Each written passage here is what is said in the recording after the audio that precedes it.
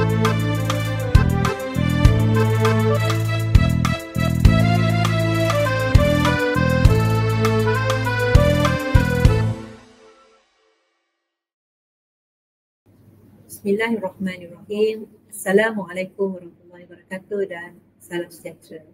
Saya Profesor Dr. Zahra Arif binti Abdul Gadas, merupakan Timbalan dan Chancellor Akademik dan Antarabangsa Universiti Sultan Zahra. Pertama sekali, marilah kita memanjatkan kesyukuran kepada Allah Ta'ala di atas limpah kurnianya yang memungkinkan kita melaksanakan program Waiz Citra at Uniza 2025 dengan penuh.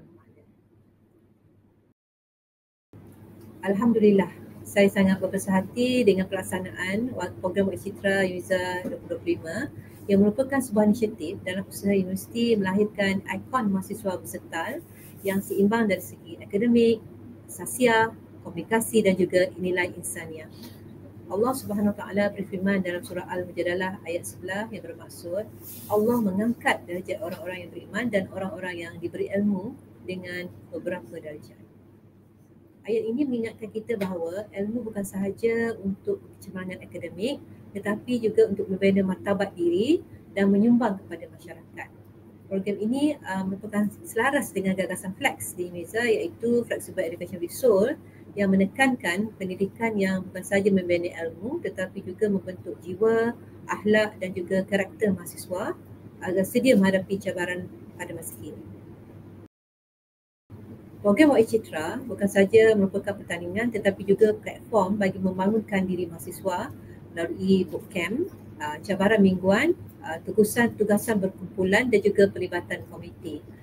Dalam program ini, mahasiswa diuji dari beberapa aspek. Pertama, kemampuan berkomunikasi dengan berkesan, kreativiti dalam penghasilan konten digital, kepimpinan dan kerja berpasukan serta ketahanan mental dalam emosi menghadapi situasi yang sebenar. Rasulullah SAW sabda, sesungguhnya Allah mencintai seseorang yang apabila dia melakukan sesuatu, dia melakukannya dengan bersungguh-sungguh. Saya ingin merakamkan setinggi-tinggi penghargaan kepada Pusat Pengurusan Kecemerlangan dan Inovasi Akademik Uniza selaku penganjur utama, barisan mentor, fasilitator dan urusetia serta semua fakulti telah memberikan sokongan padu serta atas dedikasi serta bekerja keras dalam menjayakan program ini. Kepada para peserta Waiz Citra, tahniah kerana berani menyambut cabaran, melangkah keluar daripada zon selesa dan menunjukkan potensi sebenar diri anda sebagai pemimpin pada masa depan. Rasulullah SAW pernah bersabda, sebaik-baik manusia adalah paling bermanfaat kepada manusia. Semoga kalian menjadi generasi yang menyebarkan manfaat, kebaikan dan nilai kemanusiaan di mana pun anda berada.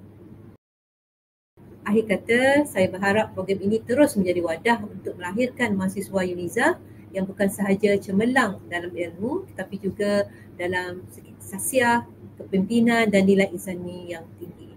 Semoga kita semua tergolong dalam kalangan mereka yang disebut oleh Allah SWT dalam surah Al-Hujurat ayat 13. Sesungguhnya yang paling mulia di sisi Allah ialah mereka yang bertakwa. Mahasiswa berserta berjiwa luhur.